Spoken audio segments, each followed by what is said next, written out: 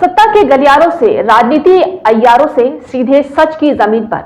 स्वागत है आपका सिटीजन वॉइस में, जहां हर खबर सिर्फ दिखाई नहीं जाती बल्कि सवाल भी उठाए जाते हैं। मैं हूं शब और आज हम आपके लिए लेकर आए हैं वो खबरें जो अक्सर पर्दे के पीछे छुपा दी जाती हैं, लेकिन सिटीजन वॉइस में उन्हें सामने लाया जाता है।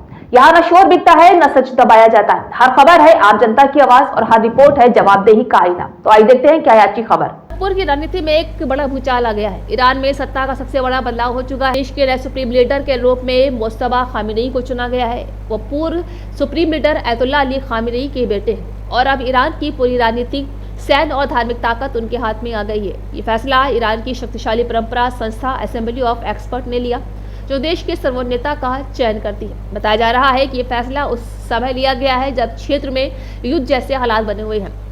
रिपोर्ट्स के मुताबिक पहले सुप्रीम लीडर अली खामेनी की शहादत अमेरिका इजराइल के हमले में हुई है, जिसके बाद ईरान में सत्ता का बड़ा संकट पैदा हो गया है। इस संकट के बीच 56 साल के मुस्तफा खामेनी को देश का तीसरा सुप्रीम लीडर बनाया गया है। मुस्तफा खामेनी लंबे समय से ईरान की राजनीति में पर्दे के पीछे बेहद प्रभावशाली माने जाते रहे हैं।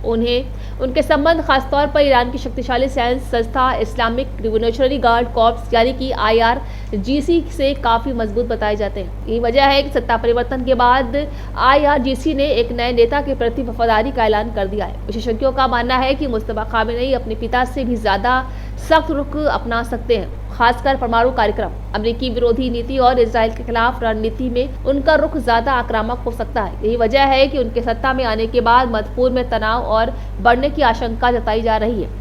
इसी वजह से इस फैसले के बाद सबसे ज्यादा चिंता अमेरिका और इजराइल को है। अमेरिकी राष्ट्रपति डोनाल्ड ट्रंप ने पहले ही कहा है कि मुस्तफा खामेनी का सुप्रीम लीडर बनना स्वीकार नहीं है। उनका कहना है कि अगर ईरान पहले जैसी नीति जारी रखता है तो भविष्य में फिर बड़ा टकराव हो सकता है। वहीं इजराइल ने भी साफ संकेत दिए है कि ईरान के नए नेता को लेकर वो सतर्क रहेगा। इजराइल पहले ही ईरान के परमाणु कार्यक्रम और क्षेत्र में उसके प्रभाव को अपनी सुरक्षा के लिए खतरा मानता है। ऐसे में मुस्तफा खामेनी के सत्ता में आने के बाद दोनों देशों के बीच तनाव और बढ़ सकता है। मध्य पूर्व में जारी संघर्ष का असर अब पूरी दुनिया पर दिखाई देने लगा है। युद्ध के खतरे और तेल सप्लाई में बाधा की आशंका के कारण वैश्विक तेल कीमतों में भी तेज उछाल आई है। खासतौर पर हॉर्मुज जल डमरू मध्य जैसे महत्वपूर्ण समुद्री रास्तों को लेकर चिंता बढ़ गई है, क्योंकि दुनिया का सबसे बड़ा हिस्सा इसी रास्ते से तेल प्राप्त करता है। हालांकि ईरान के अंदर भी इस फैसले को लेकर बहस शुरू हो गई है। कुछ लोग इसे वंशवादी राजनीति यानी पिता से बेटे को सत्ता मिलने के रूप में देख रहे हैं, क्योंकि 1979 के इस्लामिक क्रांति के बाद ईरान खुद को राजशाही के खिलाफ व्यवस्था बताता रहा है। ऐसे में पिता के बाद बेटे का सुप्रीम लीडर बनना एक बड़ा राजनीतिक बदलाव